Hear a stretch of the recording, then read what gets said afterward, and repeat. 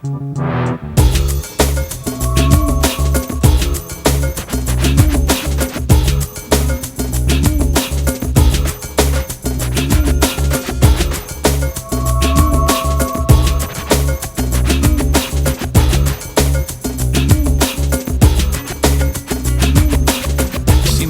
in the pouring home.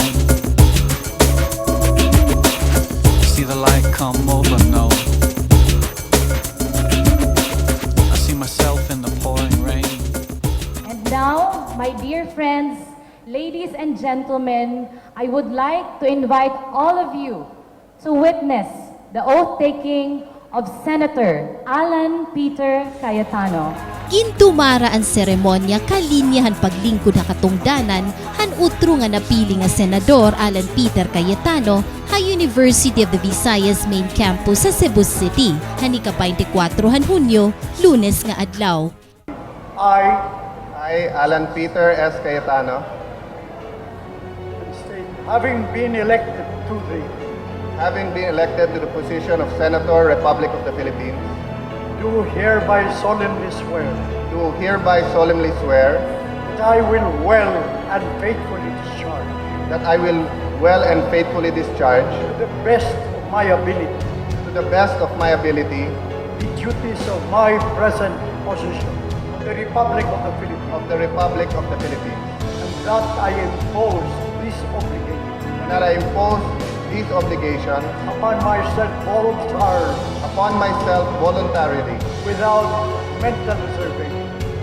any mental reservation or any purpose of evasion, so help me God.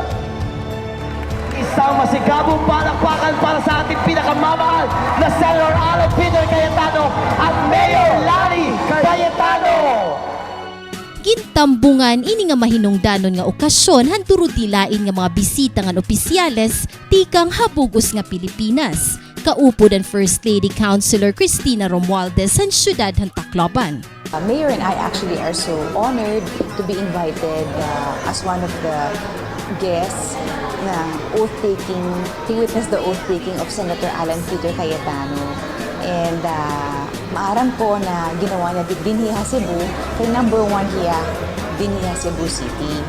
So overall man number 3 hiya, but number 1 hiya Cebu City. So it's really, I'm really so proud of him because of course I believe in him. He's not only, he's one of our good friends. Siya at yung asawa niya, si Mayor Lani Cayetano, who's the mayor of Taguig City. So talagang proud kami sa kanya. And I know he's done so much for this country and he wants to do even more, and I really believe in him. That's why nga sabi ko kailangan maka-attend talaga kami, and that's why I really made it a point to be here in Cebu to witness his oath-taking. Kinhurar hi Senador Cayetano han anay magbabalaod nga hi Congressman Eduardo Gullias. Sumalahan ikatulong nga senador an iya pagkahurar ha Cebu inusa nga dungog.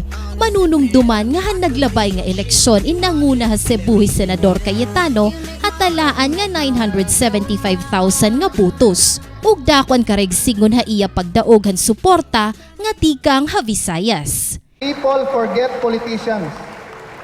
People forget when you won or lost, but they never forget the people whose heart is pure and really serve their country.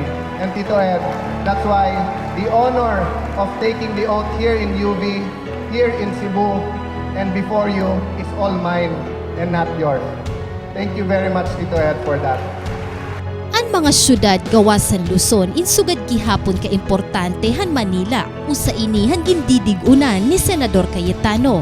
Salit ha masunod nga mga tuig in iya panining kamutan nga dadon ang gobyerno ha mga mulupyo. Pinaagihin pagdumarahin mga sesyon ng Senado ha Visayas ngan sugad man ha Mindanao. Going to Banawe, going to Mindanao, going to Leyte, going to Negros, going to Cagayan de Oro, going to Cebu. Bakit sa Manila ang karamihan ng project? Bakit sa news, ang local news namin sa amin? Everything can be sent through the cloud, all the information. You only need the 24 senators and less than 100 staff, and we can have sessions maybe 4 months in a year, in Visayas, 4 months a year in Mindanao, or maybe 1 year in Visayas, 1 year in Mindanao, 1 year in Manila. Sumalakan First Lady Councilor Cristina Romualdez, dakwa niya pagtuo hakapasan senador pagsirbi ha publiko. Labi na nga personal ini nga nanginano ha Tacloban kung anuan iya maibubulig ha mga mulupyuhan syudad. You can see kasi si Senator Cayetano, he's not just, pagkasama mo siya, hindi siya sobrang politiko. He's really sincere. Tao talaga siya. Kahit medyo tisoy, di ba? Medyo tisoy siya. Pero tao talaga siya, down to earth. And you can really see that he likes to do what is right. Talaga interesado siya kung ano mga problema ng syudad. Like sa Tacloban, sila nga ng kapatid niya, si Pia, talagang tinatanong niya ano bang pwedeng maitulong dyan sa Tacloban. Talagang maybe some projects we can do together para sa City of Tacloban. Pareho silang mga God-fearing, di ba? Si Mayor Alfred at si Alan Peter.